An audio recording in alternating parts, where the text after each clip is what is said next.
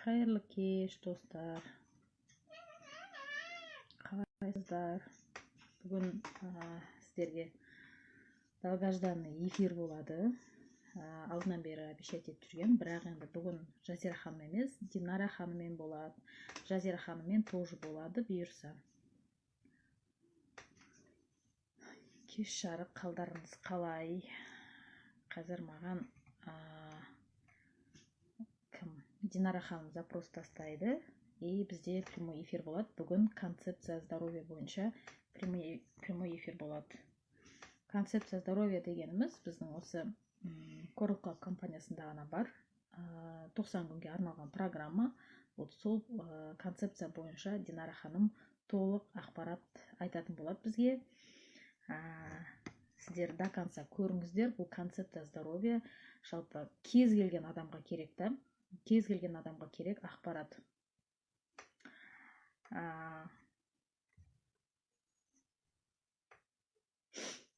Қазір Динара кішкене жиналайық, сосын Динара ханым бізге запрос тастайды. Бастаймыз. Енді мені танымайтын адамдар болса, бұл эфирда мен өзімді таныстыра кетейін. Есімім Дана болады. Қазіргі таңда үйдемін. Бірақ үйде отырсам да жаңағыдай онлайн бизнес жасаймын. Мен негізінде өзі 2 жылдан бері онлайнға бет бұрып кеткен болатымын. Негізі мамандығым бойынша заңгермін. Акиматта жұмыс жасадым 7 жылдай. Бірақ мен акиматта істеп жүргеннің кезінде де жаңағыдай онлайн бизнеске қызығатымын. Вот сол себепті мен онлайн бизнесті өзім ақырын істеп жүрдім осы уақытқа дейін. Көптеген компания, ең бірінші онлайн бизнесім менің Oriflame компаниясынан басталды. Oriflame'да бір 8-9 ай сондай жасадым. Одан кейін Faberlic'те жасадым, тоже солай жасадым. Одан кейін тағы да 1-2 компанияға кірдім. Енді соңғы кірген компаниямыз ол Larin болды. Larin компаниясы отандық компания, өзіміздің қазақстандық. Ол компанияның маркетинг планымен жұмысы тоқтағаннан кейін біз қазір осы Coral Club компаниясында жұмыс бастадық. 1 ай болды бұл компанияға келіп жұмыс бастағанымызға. Нәтиже өте жақсы. Қазіргі таңда 1 айдың ішінде мен 2 статус ашып үлгердім. Директор және серебряный директор. Енді қазір бізге Динара ханым кіреді, и Динара ханымды таныстырамыз тоже. Динара ханым бұл Coral Club компаниясында где-то 5 айдай қойдым жұмыс жасап жатқанына, қазір өзі айтатын болады. Динара ханым, егер осы жерде отырсаңыз, маған запрос тастаңыз, одан кейін эфирімізді бастаймыз. Жаңағы мына жерде отырған қыздар болса, командадағы, эфир басталып жатыр деп чатқа айта салсаңыздар. Так.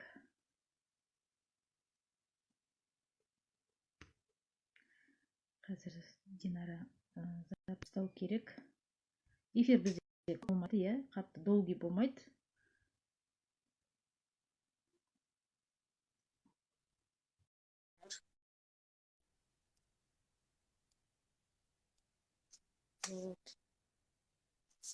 Динара ханым қазір запрос тастайды. Мен қабылдаймын. Содан кейін эфирді бастаймыз. Жалпы нормально көрініп тұр ма? Сіздерге естіліп тұр ма, көрініп тұр ма? Плюс қоя кетіңіздерші. Мен негізінде эфирім білмеймін, кішкене бұлдырауы мүмкін. Интернет бұлай нормально ұстап тұрған сияқты, бірақ сіздерге қалай екен? Если что, плюс қоя салыңыздар, нормально естіліп тұрса, нормально көрініп тұрса.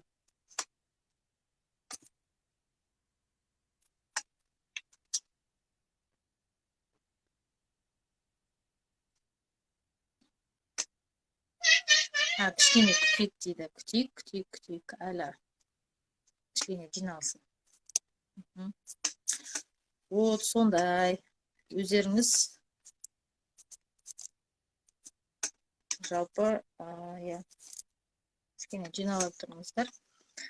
Мен пока что өзім туралы айта берейін, сол жалғастырып. Жалпы, мен не үшін осы сетевой бизнесқа келдім? Бұл сетевой бизнеста негізі ақша бар. Сетевой бизнеста негізі шығынсыз жасайсың ғой, былайша айтқанда бизнесті. Бұл жерде өзің товар өндірмейсің, иә, өзіңе завод ашып қажет емес, иә, барлығы дайын ғой, сайтты жасап қажет емес, иә, сайтты жасаудың өзіне қаншама миллиондаған ақшалар кетеді ғой, сайт, приложение жасағанға. Біздің мына предыдущий компанияда ларинде сайт жасаймыз деп бәленбай ай жүрді, сол беті сайт дайын болған жоқ. Сондай кішкене нәрселер болды, сайттың өзіне қаншама миллион ақша кетеді деп сөйтті. Вот мына ондай компания құру, жалпы ондай сетевой компания құруға миллиондаған ақшалар кетеді. Оны құра салу оңай шаруа емес. Вот сондықтан да көп компаниялар жаңағыдай банкрот болып жатады, немесе кризистан өтпей қалады. Негізі ең бірінші компания, сетевой компаниялар құрылған кезде 2 жыл нормально жұмыс жасаса, ары қарата жүріп кетеді. Где-то 1,5-2 жылда кризис болады оларда. Одан кейін ол кризистан өтіп кетсе, где-то бір 10 жылға келген кезде тағы да кризис болады. 10 жылдық кризистан өтіп кетсе, тағы да бір где-то 15 жылдан кейін может быть кризис болуы мүмкін. Вот сондай кризистардан өтіп кеткен компания болса, ол уже 20 жылдан асқан компания болса, иә, ол уже нақты сеніммен жаңағыдай жұмыс жасауға болатын компания негізінде. 20 жылдық жаңағыдай стажы жоқ компания болса, ондай компанияларға жолап не стоит. Менің басымнан өтті ондай нәрсе. Біз Ларинге кірдік, өзіміздің отандық компания. Міне Ларин ашылды деген кезде кірдік. Вот Лариннің ғұмыры ұзақ болған жоқ. Всего лишь 6 ай жұмыс жасады, 6 айдан кейін все бітті. Компания минусқа кетті 40 миллион теңгеге. Вот солайнан лучше отандық, кризистен өтпеген, непроверенный компанияларға вообще бастарыңыз шықпаңыздар. Сондықтан да проверенный, 20 жылдан асқан, аяғынан нық тұрған, сондай компанияда жұмыс жасау керек. Вот.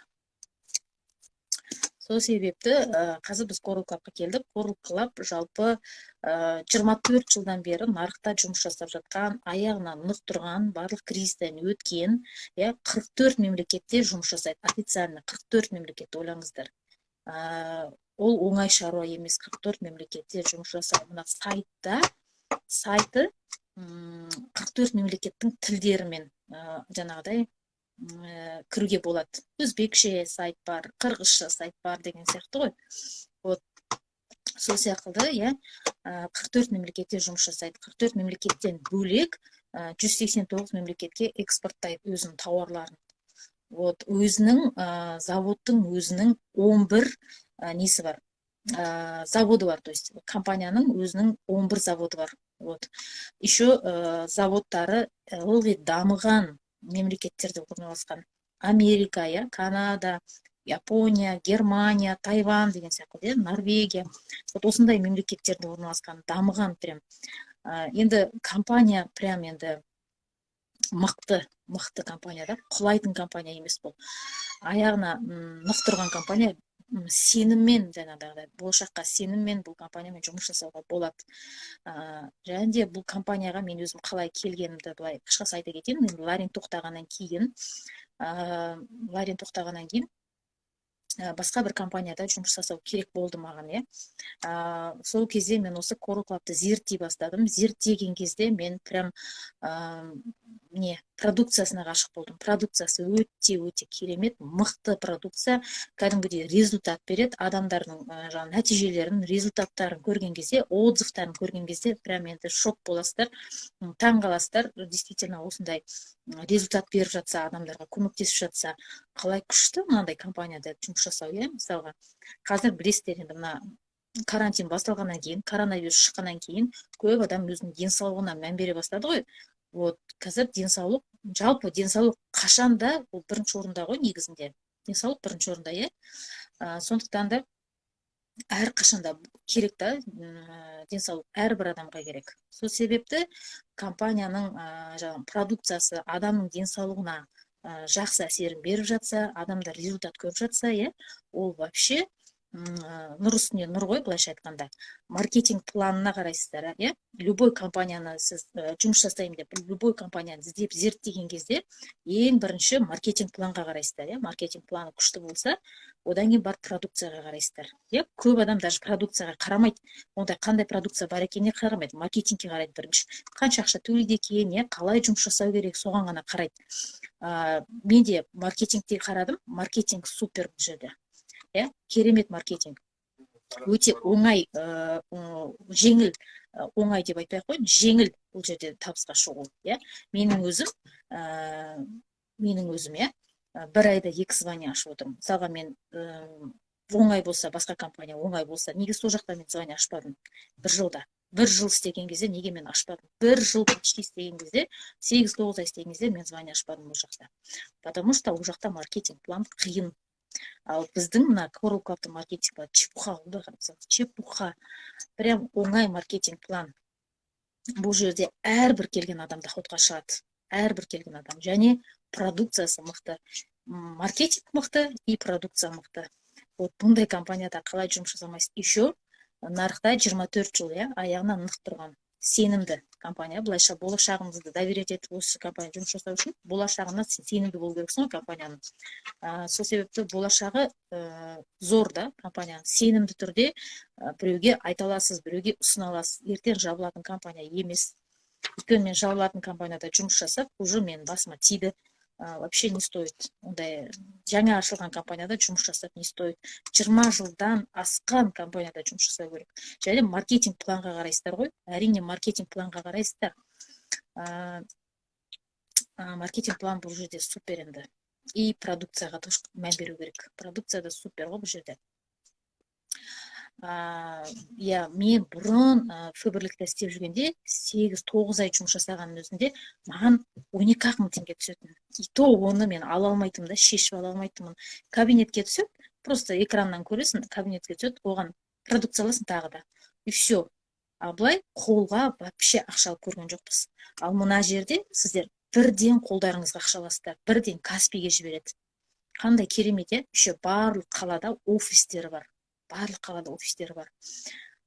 Офис ашудың өзі қиынна шаруа ғой негізінде. Бұл компанияның офис-магазиндері бар. Не то, что офис-магазин бұл компанияда.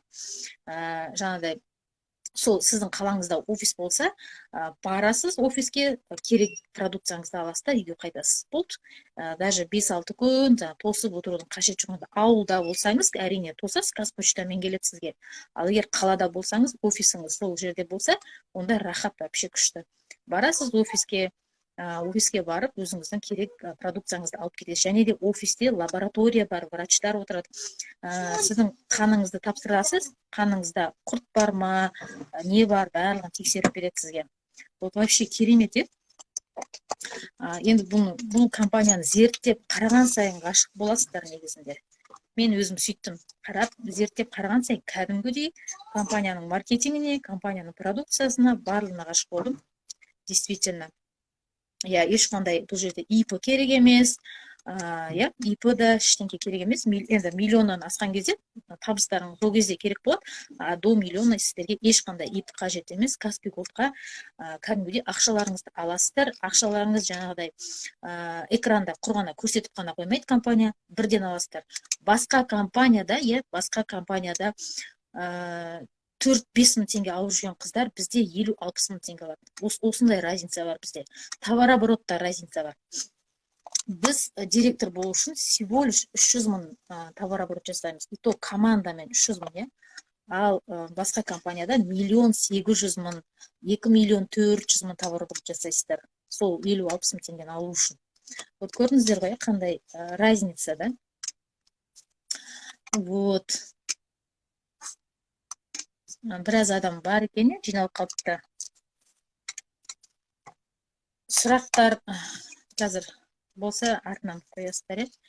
Динара, запрос ұстайсыз ба? Динара ханым бар ма? Да?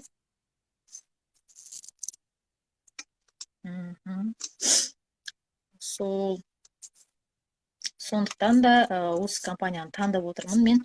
Және де мен мына концепция здоровья дегенді бірінші рет естіп отырмын осы компаниядан. Мен енді до этого витаминдер алып көрдім, әрине басқа компаниялардан. Жаңағыдай БАДылар, витаминдер алып көрдім. Бірақ бұндай концепция здоровья дегенді вообще естімеппін да. Концепция здоровья дегеніміз жалпы тазалану екен ғой, тазалану, очищение жасау, организмге очищение жасау. Вот осындай концепция здоровья деген осы біздің Coral Club компаниясында ғана бар екен. Бұл енді концепция вообще супер жұмыс жасайды. Керемет результаттар бұл концепциядан кейін керемет результаттар алады адамдар. Концепция кәдімгідей 100% жұмыс жасайды. Ол туралы қазір Динара толығырақ айтып береді сіздерге, иә. Бұл мен енді айта кетейін, өзім. Жалпы көп адам БАДы алып көрдіңіздер, иә. Басқа компаниялардың БАДтарын алып көрінген шығарсыздар. Бірақ почему-то немене жоқ та, результат жоқ та. Динара кіресіз бе? Тастады дейді. Почему-то результат жоқ, иә. Ол неден деп ойлайсыздар? Потому что адамның ағзасында токсиндер, шлактар, потом нелер болады. Паразиттерге толып кетеді. Мысалға, мен 35-темін, осы уақытқа шейін бірде білет очищение жасамағам организмге. Яғни организм уже жаңағыдай токсиндерге, шлактарға, паразиттерге толған. Мен оны өзімде білмеймін. Мысалға, менде аллергия бар, сезонный, грыжа бар, оның бәрі неден пайда болды. Вот осыдан пайда болады. Көп ауру содан пайда болады. Су ішпегеннен, токсиндер мен шлактарға ағзаңыз толып кеткеннен, паразиттердің барлық бар болғандықтан осы аллергиялар пайда болады екен. Мен тастайын ба Динараға қазір? Вот. Мен қазір жіберіп қояйын Динараға. Жібердім Динара, запрос. Вот, осы Динара выслала.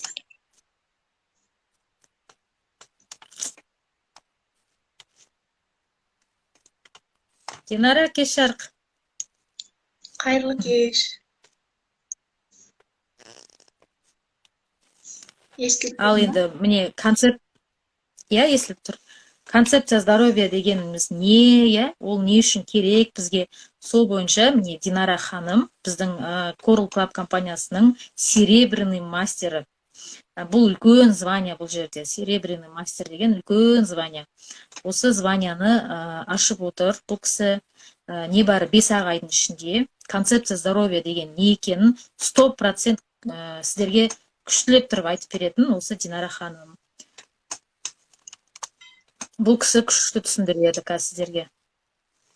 Қайырлы кеш. Біздің прямой эфирдің қонақтары. Енді бұл жерде қазір біздің компанияға тіркелгенде кісілер бар, тіркелмегенде кісілер бар. Если түсінбей жатқан жерлеріңіз болса, арасында сұрақ қойып отыруларыңызға болады.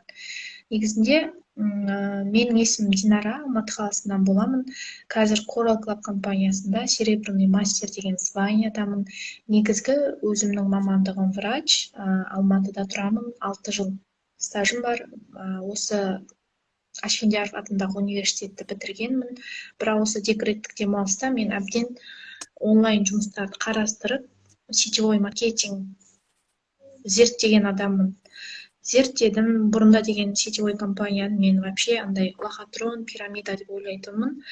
Бірақ адамдар ақша тауып жатқанын көріп, мен де әбден зерттеп, одан кейін осы декреттік демалыс әрине көп пайда тиеді. Сол арқылы мен осы компанияға келіп қалған адамдардың бірімін. Қазір деген 5 ай болып жатыр осы компанияда істеп жатқаныма. Менде ақша жағынан да, денсаулық жағынан да өте күшті результаттар бар. Енді компания туралы айта кетсем, компания Coral Club деген компания 1998 жылы Канадада ашылған компания. Заңды түрде қазіргі таңда 44 мемлекетпен заңды жұмыс істеп жатыр. Жаңа оның барлығын Дана ханым айтып кетті. 189 елге доставка тасымалдайды. Компания негізінде барлық жағдайды жасап қойған. 11 елде 11 заводы бар өзінің. Сол сияқты бізге келетін продукцияның 80% бізде қазір Америкадан келеді. Америкада, Норвегияда, Германияда, Японияда, Россияда деген сияқты 15 ірі елде компанияның өзінің жеке заводтары бар.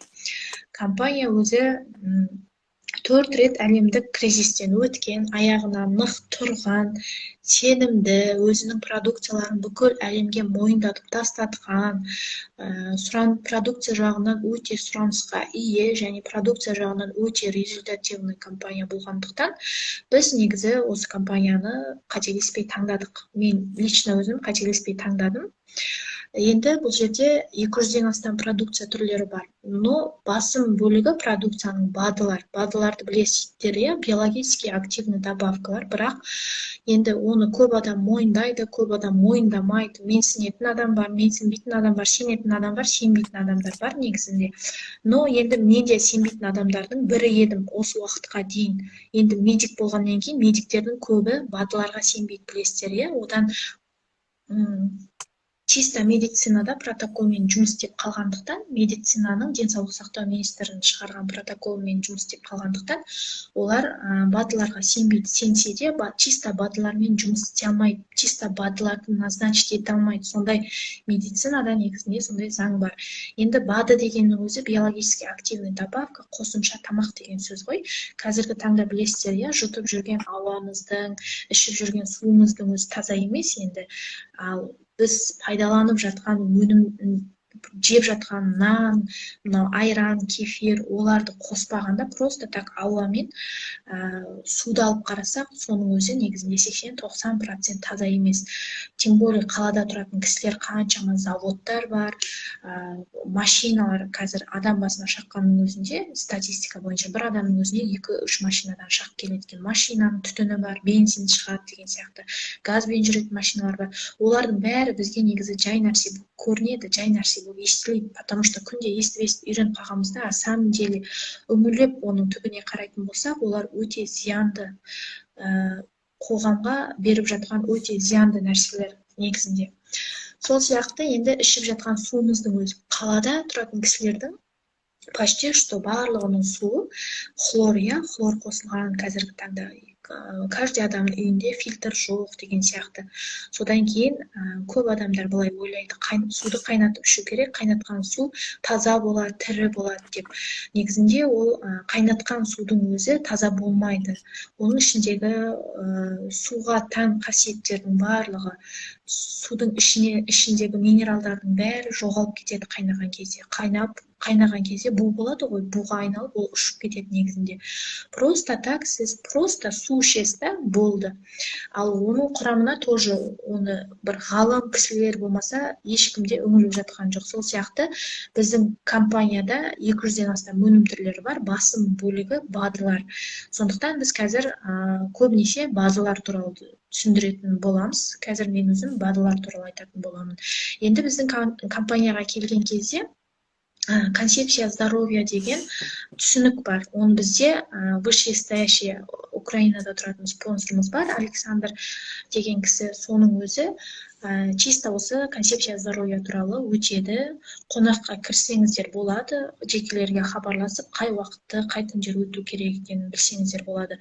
Оның өзі, мысалы, компанияда жай адамдар просто так шара салған жоқ. 23 жылдан бері жұмыс істеп келе жатқан компания, но 23 жылдың ана жағындағы жылдары бұл компанияның өнімдерін әбден зерттеген, компанияның профессорлары, доктор, науктары, врачтары деген сияқты компанияның өнімдерін әбден зерттеуден өткізіп барып, осы нарыққа шығарған, не только нарыққа, бүкіл дүние жүзіне шығарған өнімдер. Енді бүкіл международный компания, тем более 24 жылдан бері заңды жұмыс істеп келе жатқандықтан, мынандай адамда күмән болмау керек та, өнімдері уже содан-ақ логичный білуге болады. Қанша жылдан бері жұмыс істеп келе жатыр, қаншама адамдар бұл жерде, потребительдер өте көп, себебі өнімдері действительно результативный.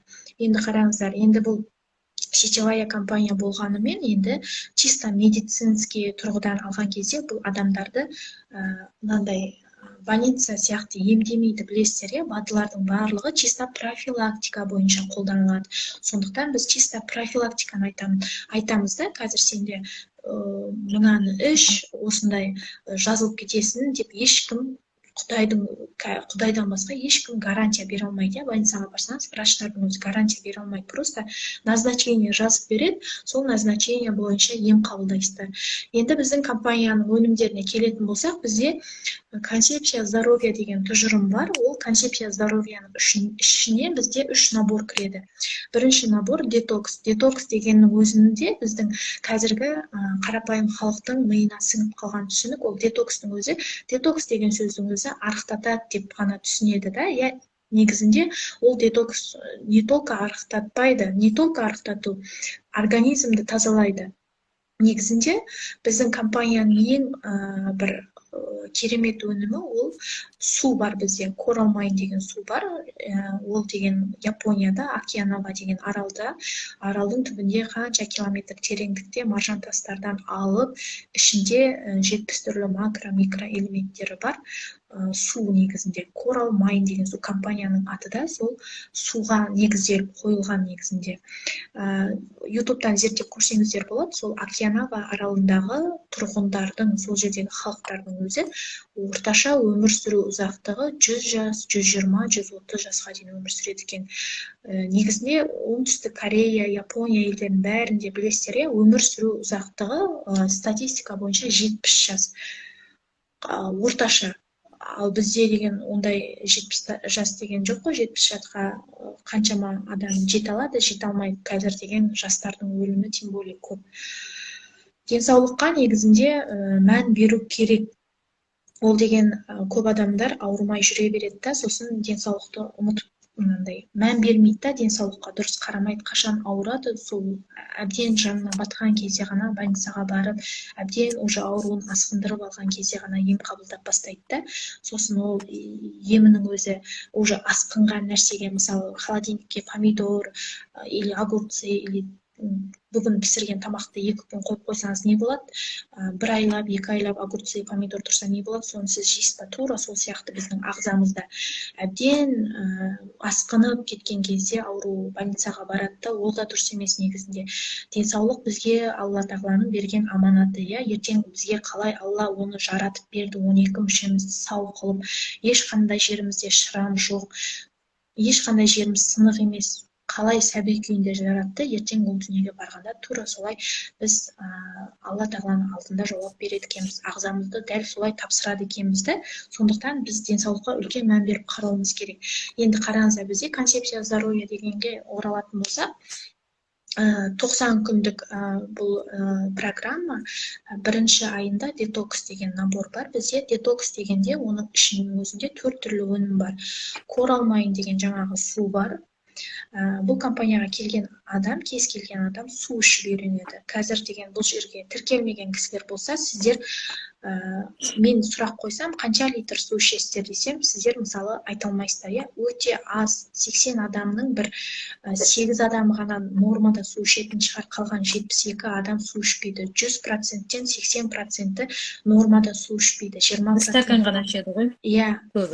Лично менің өзімде сондай едім, бірақ осы компанияға келгенде мен күнделікті 2-2,5 литр суымды ішіп үйренген адаммын. Енді үйреніп келе жатырмын да. Енді үйде болғаннан кейін оны мен күнделікті банкіге дайындап қоямын. Банкіге дайындап қоямын. Мына бізде Коралмайн деген осы, мына ішіндегі тұр ғой, порошок. Сол өнім, соның ішінде жаңа 70 түрлі макро, микро элементтер бар. Ол мынандай пакетик түрінде бізге компания шығарады. Бұл жаңағы Окинава деген аралда өндіріледі. Таңертең фильтрден өткен суды, 1,5 литр суды саласыз, шыны ыдыс болу керек. Соның ішіне мынандай бір порошок салып жібересіз, аузын жауып қою керек. Обязательно, себебі микро-макро элементтері ұшып кетуі мүмкін. И күні бойына соны ішіп жүресіз. Если сіз жұмысқа баратын болсаңыз, сыртта жүретін адам болсаңыз, оны бутылкаға құйып алып жүрсеңіздер де болады. Енді үйде жүретін адамдар оны үйде құйып, столдың үстіне қойып қоясыз, ары бері кірген кезде бір ұрттап, әйтеуір кешке дейін сол суды бітіресіз. Детокс ішінде сондай су бар, 1 айға жететін осындай 3 пачка бар. Бұл бірінші өнім. Екінші өнім лецитин деген бар. Лецитин өнімі бізде лецитин деген медицинада да бар өнім негізінде. Ол неден майдан жасалынатын капсула түрінде жасалынған бұл жерде. Производство Америкадан шығады. Оның ең бір керемет қызметі бізде мынау ми қан айлану жүйесі, бастағы қан айлану жүйесіне витамин беретін өнім, лецитин деген өнім. Оның құрамы 100% майдан тұрады. Адамды депрессивный, агрессивный адамдар болады, соларға пайдалы бар. Сосын бас жүйесінде қан айланып жақсы болғаннан кейін енді көп адамның басы да ауырмайды, настроениясы да нормальный болады. Солардың бәрін жалпы айтқан кезде жүйке жүйесіндегі қан айлануды регуляциясын дұрыстайтын өнім лецитин деген. Одан кейін үшінші өнім ассимилятор деген өнім бар. Ол тоже капсула түрінде шығарылған. Бұл жердің өнімдерінің барлығы 100% табиғи органикалық өнімдер, ешқандай химиялық қосындылар жоқ, табиғи шөптердің сығындыларынан жасалған өнімдер. Сол сияқты ассимилятор деген капсула бар. Ол бізде медицина тіліне айтатын болсақ, қазіргі таңда көп адам тамақ ішіп алғаннан кейін Несинфорте, Ферталь деген таблеткалар қабылдайды, ішкен тамағын тез сіңу үшін. Тура сондай тілмен айтуға болады. Ассимилятор деген өнім біздің жеген ішкен тамағымыздың барлығын балаларға беретін каша бар ғой, сол сияқты қылып ертеді. Асқазан ішек жолына түскен тамақты солай қорытып, тігішек арқылы шығарып жіберуге көмектеседі. Оның қызметі сондай. Сосын H500 деген өнім бар. H500 деген өнім ол біздегі ішектердегі білесіздер, адам ағзасында негізінде иммунитет ол бізде ішектерден басталады. Ішектердегі микрофлораны қалпына келтіреді және де асқазан ішек жолын тазалайды. И иммунитетті көтереді. H500 деген өнім сол. Сондай 4 түрлі өнімнен коробканың ішіне компанияның өзінің врачтары бар, арнайы профессорлар бар, солай набор жасап қойған. Ол бізге 1 айға жетеді. Детокс дегеніміз сол. Сондай 4 түрлі өнімден тұрады. Одан кейін екінші айдың өнімдері бізде парашют деген өнім. Парашют ол бізге антипаразитарный өнімдер. Білесіздер, қазіргі таңда көп адамда паразиттер, өкінішке орай паразиттер бар. Енді ол дұрыс гигиенаны дұрыс сақтамағандықтан, әсіресе балалар садикке болса, садикте тоже гигиенаны дұрыс сақтамағандықтан келіп шығады пайда болу себептері. Сосын күнделікті жейтін тамақтарымызды, жаңағы жеміс-жидек, укроп, мысалы укроптың өзін майдалап жуып тұратын адамдар өте аз, кранның астына бір ұстай салады болды. Соны дұрыс жумағандықтан, мысалы алма деген сияқты фрукты, овощтар дұрыс жумай жегендіктен, олар дұрыс жуған жағдайда да, мысалы даладан келдіңіз, қолыңызды жумай соларды жеп қойғандықтан, әйтеуір сондай жолдармен түседі. Сосын балаларыңыз далада құмда ойнағаннан, содан да адам ағзасында паразиттер түседі. Және олар бір отбасының мүшелеріне бірінен біріне жұғып жатады да, төсек арқылы. Төсекте постельдер арқылы, балаңыз екеуіңіз бір төсекте жатып қаласыздар деген сияқты. Сондай жолдармен жұғады. Екінші набор бізде парашют деген набор. Ішінде тоже 5 түрлі өнім бар. Бұл өнімдердің барлығы бізде бірінші қызметі осы адам ағзасындағы паразиттерді түгел түсіру. Паразиттерді алып шығады, действительно паразиттер түседі. Бізде өте көп отзывтар. Мен өзім де бұл этаптардан өткен адаммын. Оның барлығын бұл компанияда бар адамдар біледі, жоқ адамдар компанияға қосылып жатсаңыздар көресіздер, обучение сұрақтардан көресіздер. Әркім бұл жерде өзінің отзывын айтады. Өздеріңіз көзбен көруге болады. Антипаразитарный этап ол бізде жаңағы 5 түрлі өнім. Іштегі ағзаның қай жерінде паразит бар барлығын түсіріп отырып, асқазан ішек жолдарын тазалайды. Асқазан ішек жолдарын, бауыр өт жолдарын, бүйректегі құмдарды да түсіреді, жаңа біздің суымыз.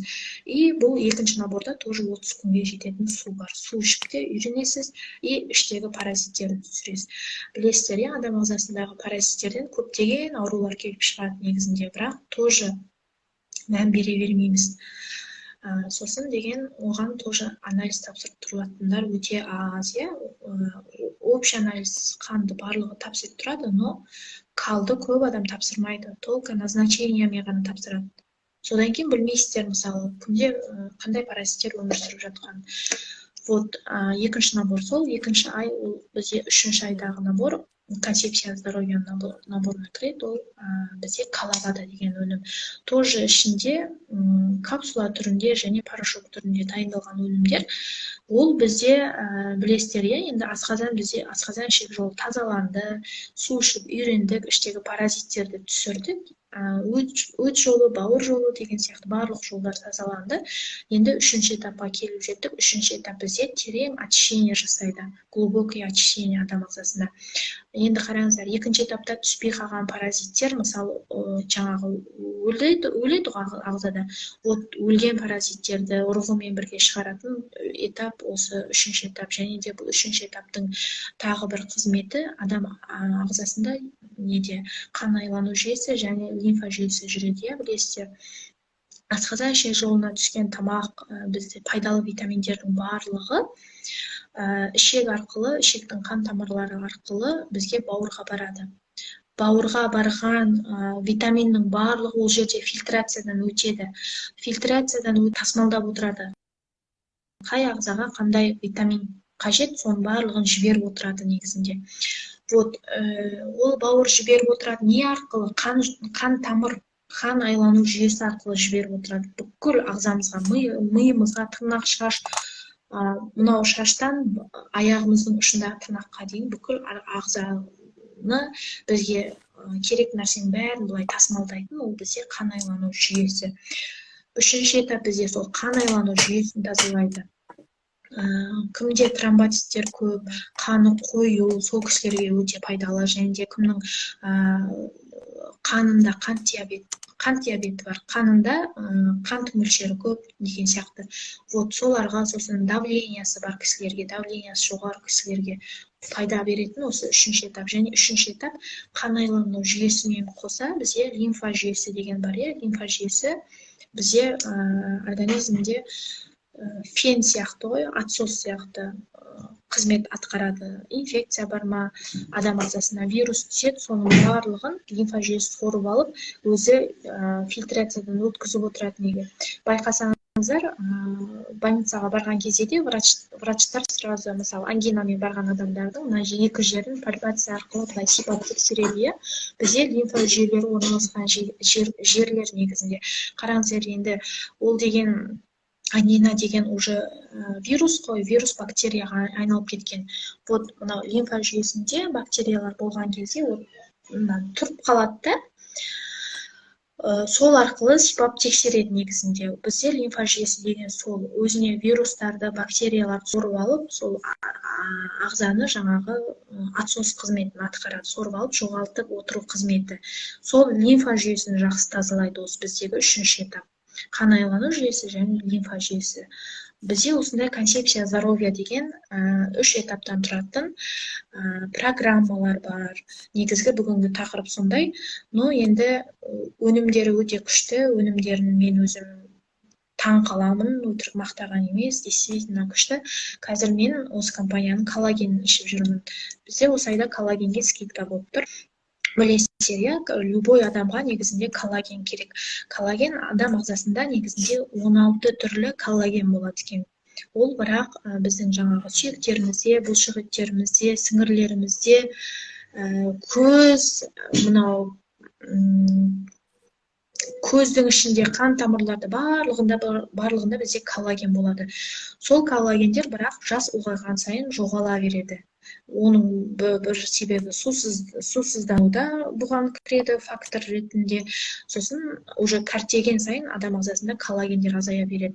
Сол сияқты қосымша тоже бізде коллаген қабылдау керек. Мен өзім осы компанияның коллаген ішіп жүрмін. Коллаген өнімі бір айға жететін осындай 30 бутылка, шыны бутылка бар. Құрамында көп мөлшерде С витамині, В витамині, биотин деген нелер бар. Бұның производствосы тоже Америкадан келеді. 30 күн ішесіздер. Не только бұл коллаген, только неге бетімізге ғана емес, терімізге, мынау почеродовой әйелдерде болады, іштерде шрам, мынау не дейді, жыртылып кетеді ғой, іштерді не дейтін еді. разрыв В общем, тыртықтар енді иә тыртықтар көп баланың салмағы тоже үлкен ғой. Мысалы 3 килограммдық бала 3 килограмм су болады қасында, в общем 10 килограмм көтеріп жүреміз иә, ішімізде былай айтқан кезде бала жолдасы болады. Соны былай тері созылады ғой, созылып ол қалпына келген кезде уже мыжылып қалады тері. Сол терілерді қалпына келтіреді. Әйелдерде ең бір комплексный тері несі ғой енді. Соны қалпына келтіреді мына өнім. Содан кейін беттегі кішкентай мимический әжімдерге пайдасы бар. Содан кейін мына шаштарымыз бен тырнаққа пайдасы бар. Сосын именно бүйректері, почкалары төмен түсіп кеткен кісілер, сосын опущение матка деп жатады ғой енді. Опущение матканың ең үлкен себебі негізінде ол несі емі ол интимный гимнастика ғана, иә, кегель, вакуум деген жаттығулар бар, сол арқылы ғана көтереді, но тоже жыныс мүшелерінің төмен түсіп кетуіне үлкен көмек тиеді. Бізде тоже отзывтар өте көп бұл өнімнен. Сондай коллаген деген өнім бар. Сосын мендегі бар өнімдерді көрсетіп өтейін қазір.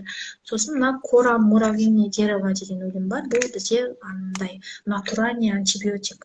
Кімде ангина начинающий сразу уже осыдан капсуладан ішіп жүрсе, тоже жақсы результат көрсетеді. Мен өзім результат көргеннен кейін иә, балаларға да болады, үлкен адамдардағы балаларға болады негізінде. Ана азитромицин, тағы басқа неме аптечный антибиотиктерді бергенше химия ғой барлығы, осыны берейін деп, осы природный антибиотикті алып қойдым. Иә, ол енді профилактика ғой чисто, но құрамы шөптерден жасалған. Бұның өзі қанша бір 6-7 шөптің несі бар құрамында, бір ғана шөп емес, но ең көп мөлшерінде гүлді көріп тұрсыңдар ғой, сондай аты не еді бұл? Селен ағашынан жасалынады, ең көп мөлшері сол негізінде. Бұл табиғи антибиотик деп айтамыз біз компанияның өзінің тілінде.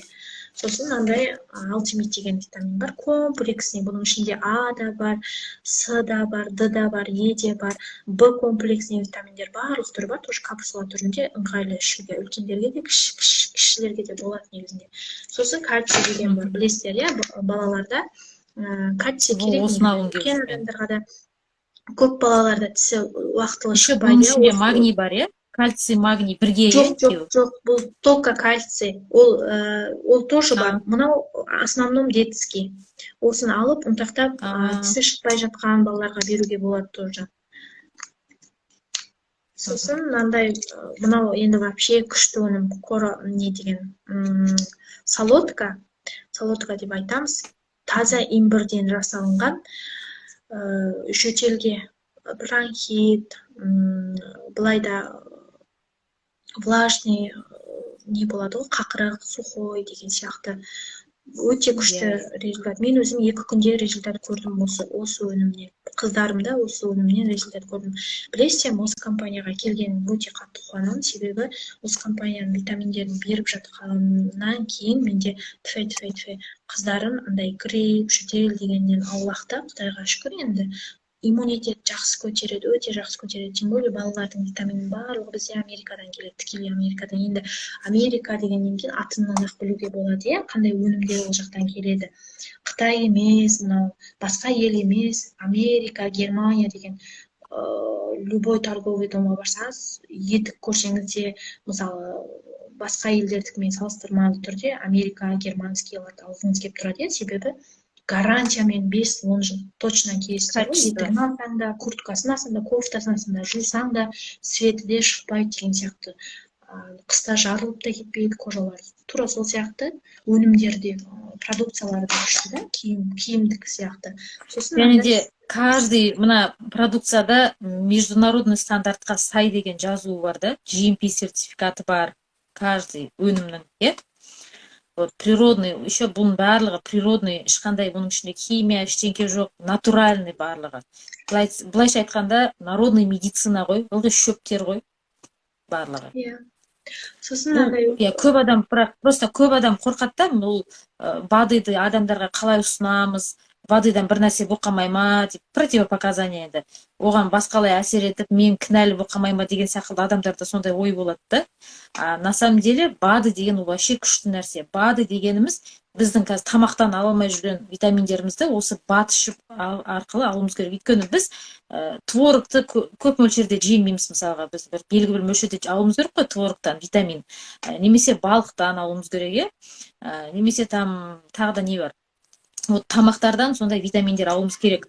Вот біз оны алмаймыз, сондықтан осы БАД ішіп солды толықтыруымыз керек организмімізді, жаңағыдай витаминдермен толықтыруымыз керек. Вот сол үшін БАД ішу керек обязательно. БАД ол дәрі емес, ол сіздерге просто қажетті витамин, былайша айтқанда тамақ десек болады. Біздің тамақтарымыз қазір натуральный емес қой, барлығы неме болып кеткен, синтетика болып кеткен, не күрішің ол қытайский, фруктың, огурцы, помидорың барлығы қытайский ғой қазір. Нормальный мөлшерде біз фруктың өзінен бір витамин алып жатқан жоқпыз. Сол себепті біз БАД ішуіміз керек. Жалпы мына мемлекеттерде, дамыған мемлекеттерде, оларда кейбіреуінде даже аптека жоқ, олар барлығы БАД ішеді.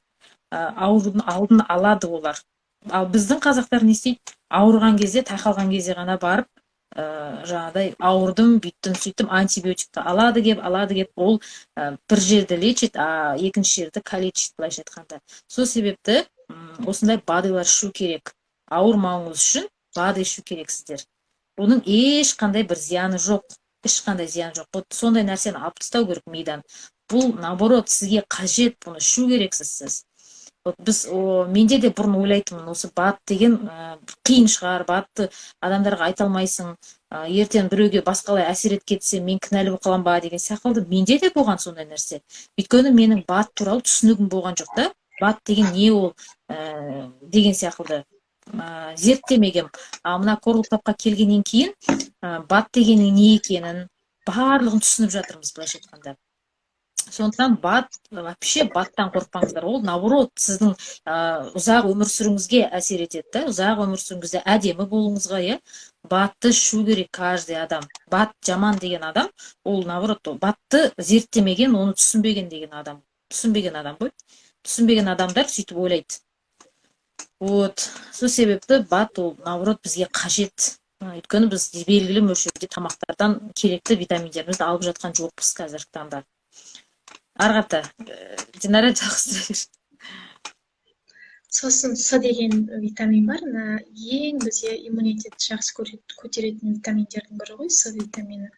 Балаларға да, үлкен кісілерге де ішсеңдер болады, жидкий түрінде жасалған. Өзімдегі бар өнімдерді көрсетіп жатырмын ғой. Енді бірақ бұның барлығын қазір біз эфир өтіп, неге айтып жатырмыз? Бұл компанияға енді бұл компанияның өнімдерінің мүмкіндіктерін, ақша табу мүмкіндіктерін айтып жатырмыз ғой, жалпы келген кезде. Бұл компанияға келген кезде адамда мынандай уже организмінде де сразу өзгеріс болады. Бір айдың ішінде жақсы результаттар болады. Негізінде өте көп результаттар алып жатқандар. Енді ешкімге гарантия бермейді, чисто профилактика деп айттық басында. Жаңағы ауырып жол іздегенше ауырмайтын, ауырып ем іздегенше ауырмайтын жол ізде деген сияқты. Осындай негізінде адамның денсаулығы, мынау правильный питание, күнделікті спортпен айналысу, уақытылы ұйықтау деген сияқты, таза ауада серуендеу, осындай БАДыларды қабылдау барлығы жатады ғой, денсаулықтың сау және ұзақ өмір сүру үшін. Жаңа шетелде де шынымен шетелде сондай қыздар. Менің күйеуім келді, жұмысқа тұратын кезде сұрайтын, БАДыларын ішесің, вообще БАДы ішесің ба депші, өйткені ол жақтың жұмысшыларына да дені сау адам керек, больничныйға шығып кететін емес, әйтеуір өйтіп сұранатын адам емес. Сол сияқты сұрайды екен. Сосын шетелдердің мынандай магнум, сулпак, магнум, сосын смол деген сияқты продуктовый нелер бар ғой, супермаркеттер. Сол жақта прямо ряд бар екен, молочный ряд деген сияқты, бізде макарон дегендер тура ряд бар екен, БАДылар тұратын. Өзіне қай компанияны ұнайды, соны алып ішіп кете беретіндей адамдар. Вот соның үшін біз сіздерге бұл компанияға келіп жатсаңыздар, бірінші орында дұрыс су ішуді үйретеміз. Дұрыс су ішіп үйренесіз. Сосын ағзаңызды жақсы көріп үйренесіз бұл жерде. Мысалы, біз сыртымызды жасай береміз, шашымызды краскілейміз, қасымызды жұламыз, косметологқа барамыз, бетімізге неше түрлі қымбат кремдерді аламыз. Өйткені біз көреміз, бетіміздің кемшілігін көреміз, әжімдерімізді көреміз, шашымыздың ағарып кеткенін көреміз. Сол сияқты біз ішкі ағзамызды көре алмаймыз негізінде, қыздар. Ішкі ағзамызды тура сол мынау сыртқы ағзамызды қалай көріп тұрмыз, ішкі ағзамызды дәл солай көргенде біз аузымызға не болса соны тыға бермейтін едік. Коланы, анау горилла, дизи дегендерді вообще ішпейтін едік. Мысалы, енді оның пайдасынан көре зияны көп, оны барлықтарыңыз білесіздер ғой.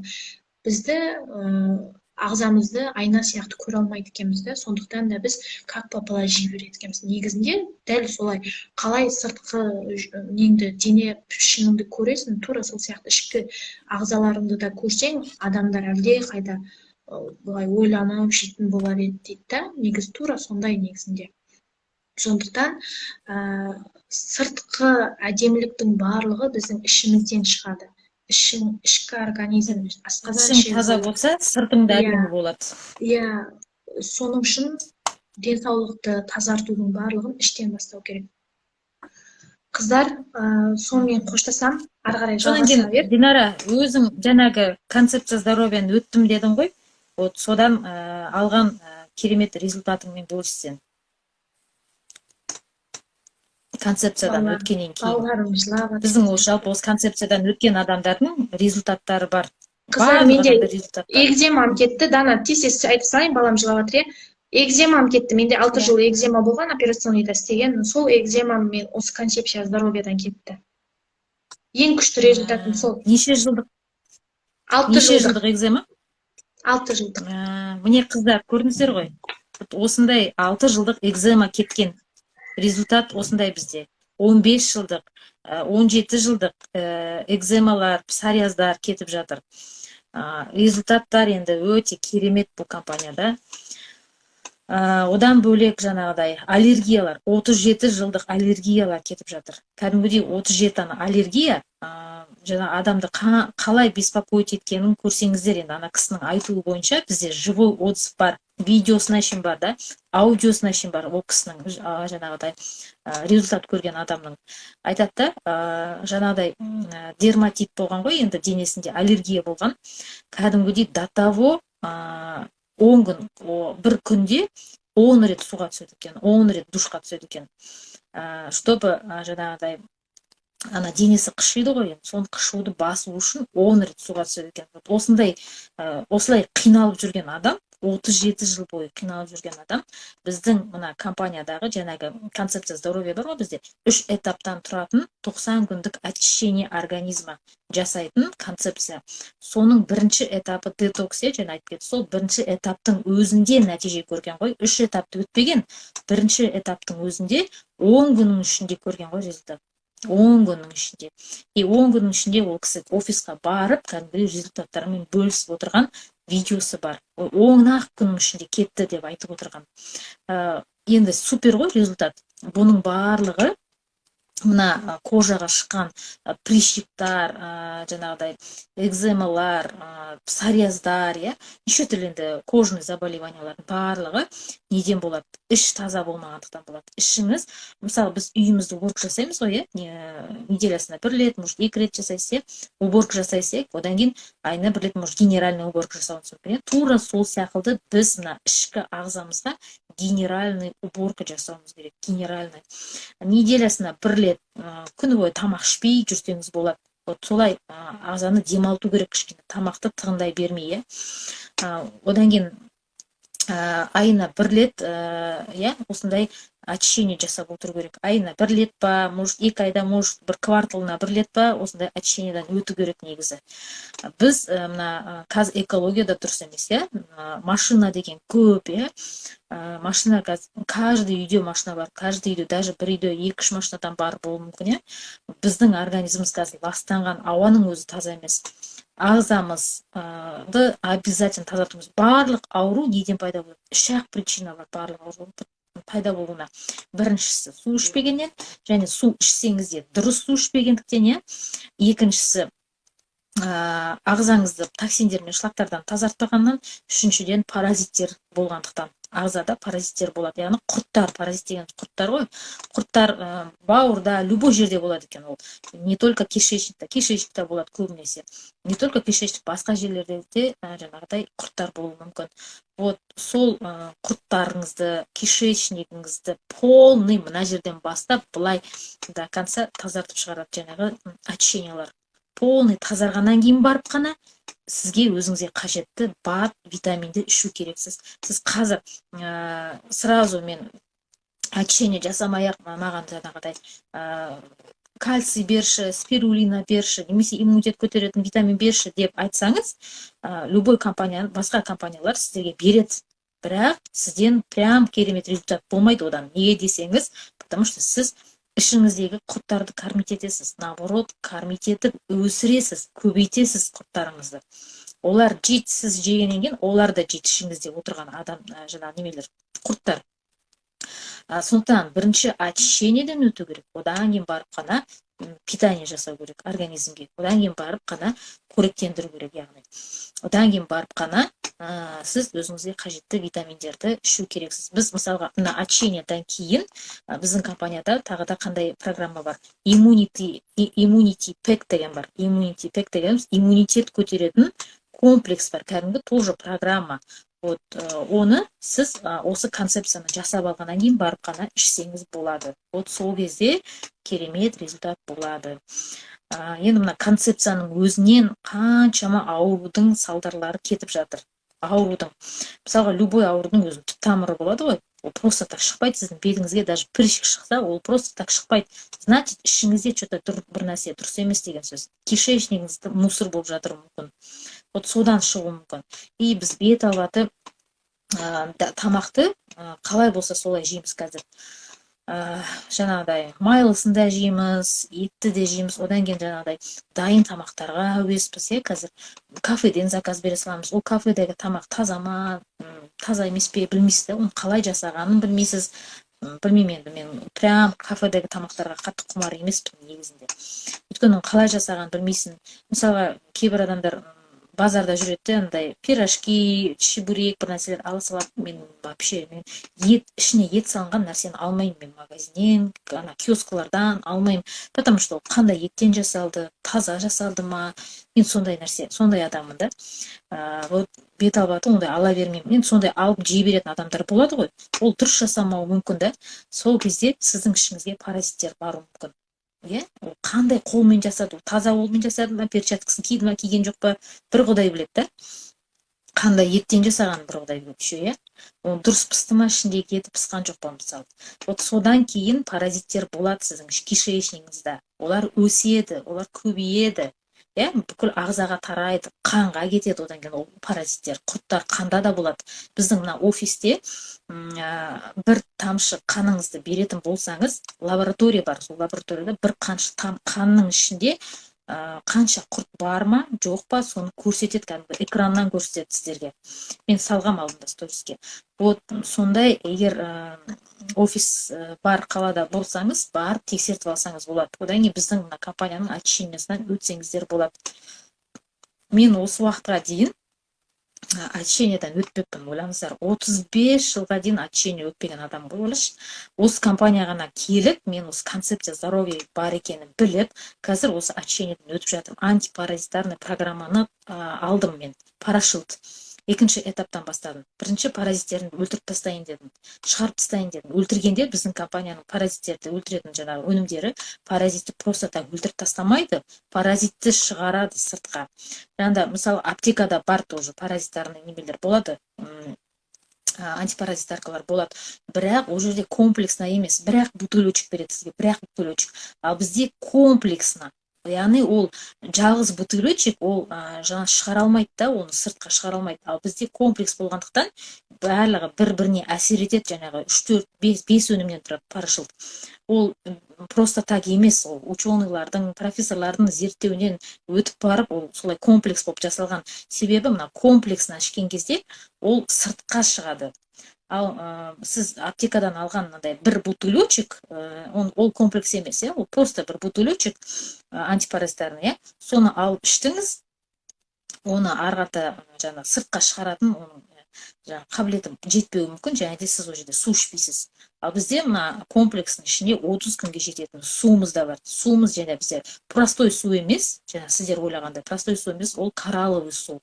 Оның ішінде 70 түрлі макро микроэлементтер бар. Ол су токсиндер мен шлактардан тазалайды. Солай тазарта отырып, жәнегі сіздің неңізді, құрттарыңызды сыртқа живой ретінде шығарады, живой түрде шығарады. Особенно бізде балалардан шығып жатыр, кәдімгідей памперстарында құрттар шығып жатыр кәдімгідей. Вот. Даже кішкентай баланың өзінде болады. Мысалға әйел адам босанады ғой, босанған кезде ол әйел адамда құрт болса, егер өзінде, ол баласына жұғады. Босанған кезде баласына да жұғады екен. Вот кішкентай баланың өзінде де құрт болады. Мысалы кейбір балалар жаңағыдай нервныйлау сондайлар болады ғой, кішкене бір жаңағыдай тентектеу, нервный балалар болады ғой. Вот сол балаларды ойлайды, сол мінез сондай, анаған тартқан, мынаған тартқан деп айтып жатады. На самом деле ол баланың ішінде паразит болуы мүмкін. Нервозность ол сол паразиттерден болады. Нервозность, бір орында тұра алмайтын балалар. Ол сол одан кейін мынандай балалар жаңағыдай өзінің салмағына сай емес, жаңағыдай врачтар айтуы мүмкін, сен өзің кішкентайсың, күйеуің де қатты аса үлкен емес, сендерге тартқан, ол қайда барады, үлкен болып деген сияқты, Мысалға мен қызым сондай, мысалға мен айтам да, мен неге бес қоспайды деп, біздің қыз кәдімгідей бір қанбақ сияқты ғой, көтеріп қалсаң жеп жеңіл. Содан кейін мен ол қызға, тоже мен қызыма осы антипаразитарныйдан өткізейін деп жатырмын. Бізде детский да бар, детский антипаразитарный программа тоже бар. Өйткені вообще салмақ қоспайды ғой, вообще салмақ қоспайды. Елдің балалары 1 жасында 13 килограмм болған, ал менің қызым міне 7-ге толады осы мартта, 7-ге толады, әлі 15 килограмм. Ойлаңыздаршы, 15 килограмм. Вообще без қоспайды. Сондықтан да мен оған антипаразитарны берейін деп отырмын. Онда паразит болуы мүмкін. Бұйырса көремін енді. Вот, содан өткізейін деп отырмын. Неге ол вес қоспайды? Мен әлі күнге шейін таңғаламын да. Мен врачтардан сұрасам, маған да сөйтіп айтады да. Сен, например, қатты дәу емессің, үлкен емессің, сен арықсың, кішкентайсың, күйеуің де сондай, соған тартқан, значит сондай деген сияқты. Нормально деп сөйтіп айтады. Былай зерттеп, врачтарың айтпайды да. Неден екенін зерттегілерді келмейді, ешқандай сондай ответ береді, болды. Мен де сөйтіп ойлап жүргем до этого. Мен осы Coral Club'қа келгеннен кейін барып оны біліп жатырмын да. Өйткені мен Coral Club'та отзыв көрдім. Бір әйелдің отзывын көрдім. Ол отзывты мен YouTube'дан көрдім. YouTube'дан ашып қараңыздар. Антипаразитарный программа Coral Club десеңіздер, өзі шығады. Сол жерден мен антипаразитаркадан өткен балалардың отзывы дегенді қарадым. Балалардың отзывы. И сол жерде бір әйелдің айтуы бойынша тоже осындай баласы недовес болған, вообще вес набирать етпеген, сөйтсе ол паразит болыпты ішінде. Осы антипаразитарны бергеннен кейін кәдімгідей құрттар шыққан. И одан кейін бала кәдімгідей вес набирать еткен. Вот осындай нәрсені мен естігеннен кейін, енді осы балаларыма тоже алып берейін деп отырмын. Вот осындай жалпы түсінікті болып жатыр ма сіздерге? Сұрақтар бар ма концепция бойынша? Концепциядан любой адам өту керек. Кішкентай балада, өзіңізде для профилактики өтуіңіз керек. Если даже сіз өзіңізде бар ма, жоқ па білмесеңізде, для профилактики өтіп қойыңыз. Оның еш зияны жоқ. Наоборот, организміңізді осы уақытқа шейін, неше жастасыз қазір мысалға 28-де болуыңыз мүмкін. Сіз осы уақытқа дейін концепциядан өтпеген шығарсыз, очищение жасамаған шығарсыз, ананың ішінде, ағзаңыздың ішінде не болып жатқанын бір Құдай біледі, былайша айтқанда. Кишечниктің ішінде не болып жатқанын бір Құдай біледі. Сондықтан тазартып отырыңыз. Бүкіл ауру сол кишечниктен басталады. Кишечнигіңіз мусор болып жататын болса, иммунитетіңіз слабый болады. Содан кейін барлық ауру содан пайда болады. Запор да содан пайда болады. Давление да содан пайда болады. Миома, киста, барлығы содан пайда болады. Сондықтан да аурудың алдын алу үшін, пока ауырған кезде ғана қаралмай, осы бастан очищение жасап, тазартып алыңыз ағзаңызды. Бізде Coral Mine суы бар ғой, вот сол суды ішу керек қой, әрбір адам сол суды ішу керек. Негізінде біздің компанияның мақсаты сол именно сол коралловый суды ішсе екен деген мақсат қой бізде компанияда. Әрбір адам соны ішсе екен деп. Өйткені мына сіздердің ішіп жүрген суларыңыз фильтрованный су немесе минералка болсын, немесе жаңағы қайнаған суларыңыз, ол өлі су, оның ішінде түк жоқ. Возможно, сіз ішуіңіз мүмкін, возможно, осы уақытқа шейін су ішіп жүрген шығарсыз, мен су ішемін деп айтуыңыз мүмкін, бірақ сіздің сол ішіп жатқан суыңыздың пайдасы бар ма? Соны ойланып көріңізші, пайдасы бар ма?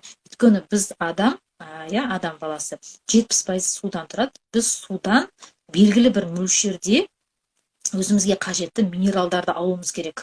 Ал сол минералдар сіздің ішіп жүрген суыңызда жоқ. Мен сізге гарантия беремін, сіздің ішіп жүрген суыңызда жоқ.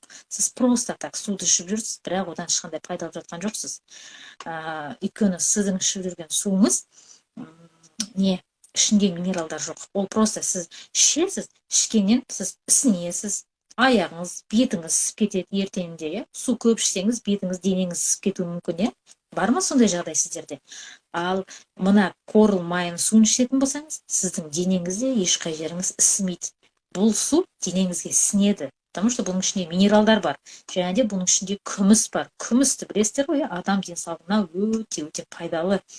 Және бұл суды сіз жаңағыдай 1,5 литр суға саласыз, ешқандай қиындығы жоқ. 1,5 литр суға жаңағы өзі кішкентай саше болады, сол сашені саласыз да күні бойы ішіп жүресіз. Бұл су жаңағыдай сіздің суыңызды сілтілі, яғни щелочная вода қылып жасайды. Бұл тірі су, яғни живая вода болып шығады. Живая воданы ішесіз сіз бұл жерде. Макро, микроэлементтерге толы Окинава деген аралдағы теңіздің астындағы коралдардан жасалынған, бәленбай 1000 жылдық коралдар бар ғой, солардан жасалынған ұнтақ. Соны ішесіз. Оның енді пайдасы деген өте зор. Мына Окинавада неге адамдар ұзақ өмір сүреді? 120 жасқа дейін жасайды ол жақта. Бізде ары кетсе 60-70 жас, ол жақтың сол долгожительдардың, ұзақ өмір сүретін адамдардың секреті осы ол жерде осындай пайдалы, адам ағзасына пайдалы су ішеді. Бұл су бүкіл сіздің организміңізді тазалайды. Даже бізде бар ғой мына детоксты очищение комплекстарды алғанға менде қазір данный момент ақша жоқ деп көп қыздар сөйтеді, өздері отказ береді, алғылар келмейді, немесе енді ақшалары действительно жоқ болса жоқ шығар енді. Сол кезде біз айтамыз, хотя бы суды алып көрші деп. И олар суды алып көргеннен кейін сразу өздері эффект көреді, результатты көріп, уже мына суларың шынымен күшті екен деп жатыр. Шынымен күшті екен деп, уже екінші ретінде кәдімгідей осы детокстарға заказ беріп жатыр. Сондықтан да сіздер де осы суды ішіп көріңіздер. Мен ана жолы бір керемет отзыв алдым осы судан. Маған инстаграмнан бір қыз жазып отыр. Бір қыз жазып, мен осы корл майын суына заказ берейін деп едім дейді. Мен осыдан бір 8-9 жыл бұрын алғам дейді осы суды.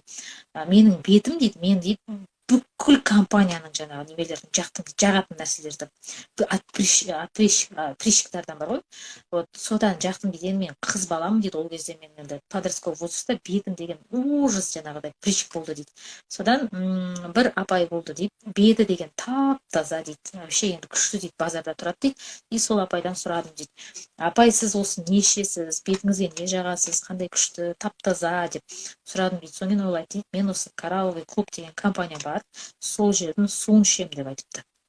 8-9 жыл бұрын. Енді біздің Қазақстанда бұл компания уже 15 жылдан астам уақыт жұмыс жасап келеді ғой. Вот 8-9 жыл бұрынғы отзывты айтып отыр да маған. И маған осыны алып көр деп айтты дейді. И осыны алып көріп ішкеннен кейін маған результатын айтып отыр да сол қыз.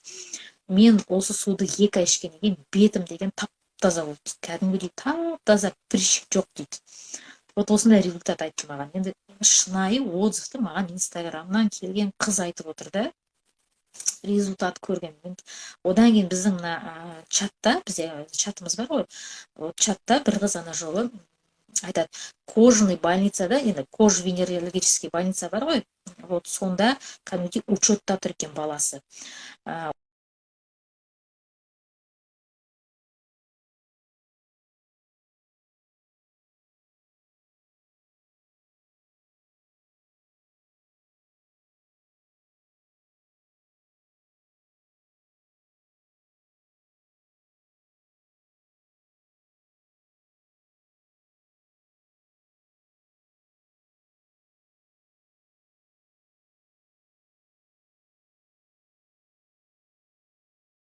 тағы да сол бойынша айтатын боламыз, иә. Мына эфирді сақтап қойың, қазір әйтпесе 1 сағаттан асып кетсе,